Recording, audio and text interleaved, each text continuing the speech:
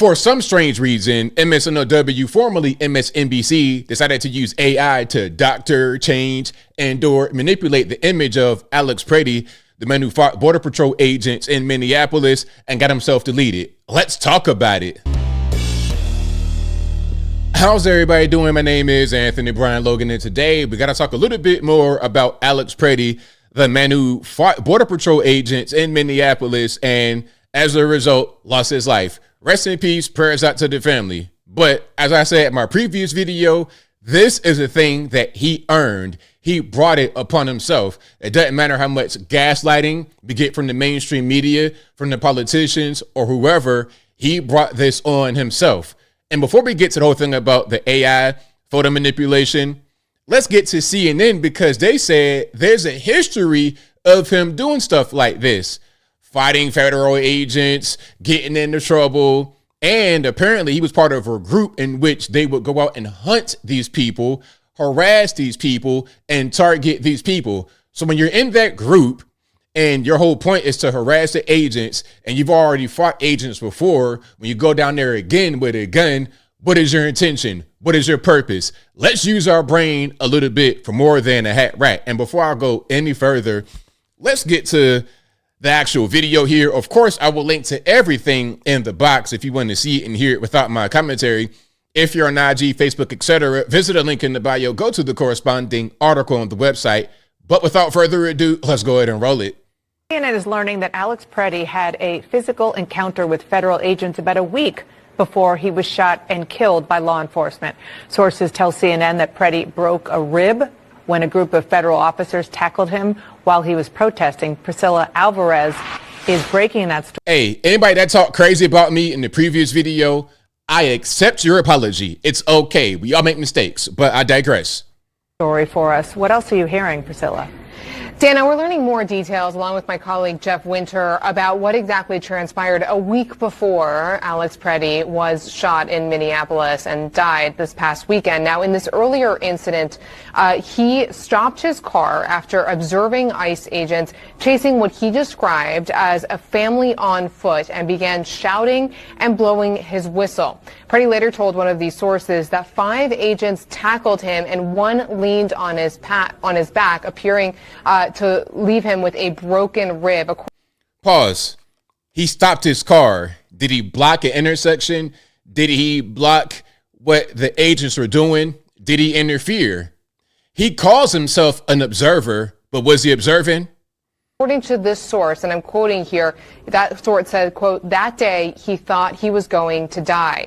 Now, Pretti was later given medication that is consistent with treating a broken rib, according to records reviewed by CNN. Sources also say that he was known to federal law enforcement, though it's unclear whether it was this incident or another with federal agents that they knew of him. It's also unclear whether the officers who tackled him on Saturday knew who he was. What we do know, however, is that federal immigration officers have been collecting personal information of protesters and agitators within the context of what the Department of Homeland Security has warned is repeated threats towards officers as they are conducting immigration enforcement operations. In fact, just Tuesday, the department also publicized an online tip form to share information about people allegedly harassing ICE officers. We've also heard Tom Homan, the White House border czar, say that a database would be created for those who are arrested for impeding law enforcement. But thus far, in our queries to the Department of Homeland Security, they have said that no such database exists.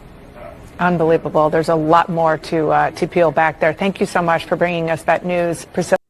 Okay, now let's go back. Did you hear that a little while ago, about a minute ago in this video? What did they say? He broke the rib and he was given medication. Okay, now what's the medication that you were on?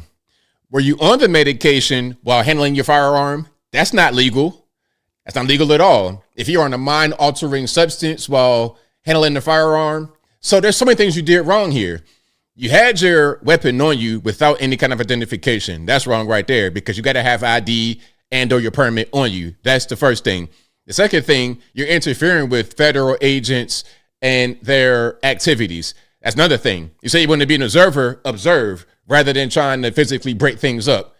People talking about he saw the agents doing something to somebody, he didn't like it, and he jumped in. You can't do that. That's illegal. And if you are a lawful gun owner, you have the responsibility to avoid conflict, not to go toward it, especially when you've already been in conflict with the same people before and you got into a fight. You got into another fight and you're on the medication potentially, which might change your mind, your mood, mind altering substance. You can't even be drinking or smoking weed while handling your firearm, while having your firearm on you. There's so many rules he broke because, in my humble opinion, he was hell bent on breaking the rules, which is why he's not here anymore. Same thing I said from the very beginning. Now let's go here. This is going to be MSNOW, formerly MSNBC. And this is Nicole Wallace, who I hate with a passion. But let's go ahead and watch this. When the history of this moment, this time, is studied, an epicenter of this moment will undoubtedly be the city and the people of Minneapolis, Minnesota. The people there were pushed to the brink over the weekend, again, in the wake of another killing of a nonviolent bystander. Nonviolent bystander. Okay, what you call fighting the Border Patrol agents? That's not violent. Oh, he was just trying to defend himself. Defend yourself from what? Why are you defending yourself if you're not fighting? ICE agents in Minneapolis. This time it was 37-year-old Alex Pretti, an ICU nurse who cared for veterans. Donald Trump and his cabinet, his administration, are demanding once again that you not believe your eyes and ears. Now, I saw what I saw. I saw what I saw and I heard what I heard. But I said from the beginning is exactly right. This guy was a troublemaker and down there to make trouble, down there to get in the way. Not just a casual observer, but you wouldn't be in the mix trying to appoint yourself as a police officer, trying to police the police physically. That's not the way that works, bro. You can't do that. Where they do that at? Since when was it okay for people just to step up and say, I'm the captain now, I'm the police now, and I'm going to just interfere with the police and Border Patrol and everybody else? That's not how that works. Now, look, I don't want to hear any more from Nicole Wallace, who, again, I hate, but look at this picture. This is what they aired. I'm not making this up. I'm going to just let this play with the audio off so you can see that this is a real thing that they really aired on television. This is not how he looked. I mean, it looks like him, but that's not how you looked. Let's get to how you actually looked, okay? This picture is from the VA, okay? So you can look it up. Veterans Affairs, this is a government thing. You can look this up and fact check it yourself. So let's zoom in. That's how his picture looked, okay? Now, let's go here. Hold on.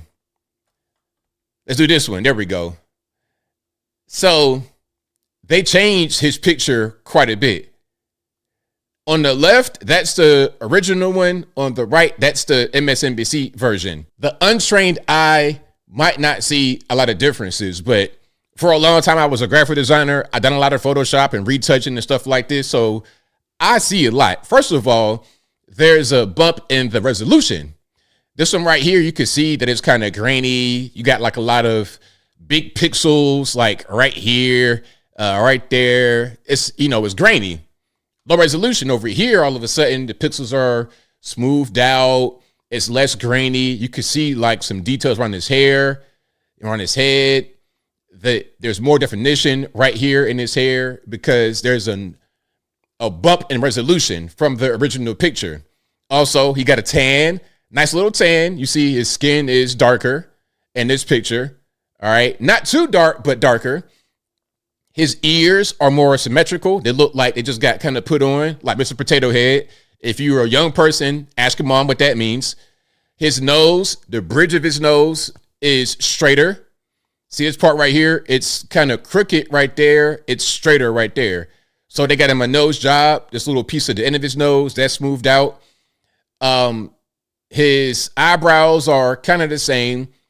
The glasses and everything, again, looks sharper, increased resolution. His eyes are more defined. Right here, you can't really see any color or anything in his eyes. But right here, all of a sudden, he has blue eyes. But they're not blue right there on the other one. And then the biggest thing, the teeth. Look at the teeth. Okay. They gave him some veneers, basically. They improved his smile. They gave him more color on his lip right there. His jaw it's more symmetrical on both sides. See, let me get this right here. See, on this one, it's like you got a straight line right here and it's kind of curved right there. But over here, it looks more the same on both sides. It's symmetrical and comes to a point that's a little bit more rounded. They use AI to manipulate this picture. Now, my question is, why would they do that? Why would they do that? And when it comes to people like Joe Rogan, remember when he said he took ivermectin and then he went on TV? Well, he didn't go on TV. There was a video of him that he put out on social media and they aired it on TV looking crazy. The video on the bottom is the original from his Instagram. The one on the top is what CNN aired. Why would you do that? Because, in my humble opinion, at the time, Joe was talking about ivermectin being a good thing to treat COVID-19. And at the time, you couldn't say something like that without being basically tarred and feathered. So they made him look sick. So if you heard what Joe Rogan said and then you watch CNN, you wouldn't want to do what he did because of how bad he looks. But that was fake. They put a filter on him to make him look like that. Okay, he looks just the same as he always has, healthy and regular on the bottom, but looks gray and sick and tired right there on the top. See how the mainstream media does? When there's a narrative that they want to push, they're going to push it, and they'll use manipulation, straight up doctoring videos, changing pictures to push a narrative. In the case of Alex Pretti, make him look glamorous, like a beautiful man, because we support him and what he did, fighting against ICE. But when they come to Joe Rogan, make him look sick and tired because we don't like what he's talking about as far as ivermectin rather than the COVID-19 vaccination. You see how they do? Now, look, as I close, I want to say this. Prayers out to Alex Pretti's family. May they find peace. To him, I mean, rest in peace, but bro, you brought it on yourself. I'm going to say that. I'm going to stand on that. Man, that's the hill I'm going to die on, because what do you think will happen when you try to fight law enforcement, Border Patrol, ICE, police, whoever? What do you think will happen? I think most Americans understand this. This is not really something that is too controversial to say, but because the topic is a thing that some of us want to really champion, the whole ICE situation, you want to quote unquote protect immigrants, illegal aliens, not immigrants. There's a difference. When that is your focus, when that is what you want to push as a narrative, then basic things you know to be true all of a sudden go out the window.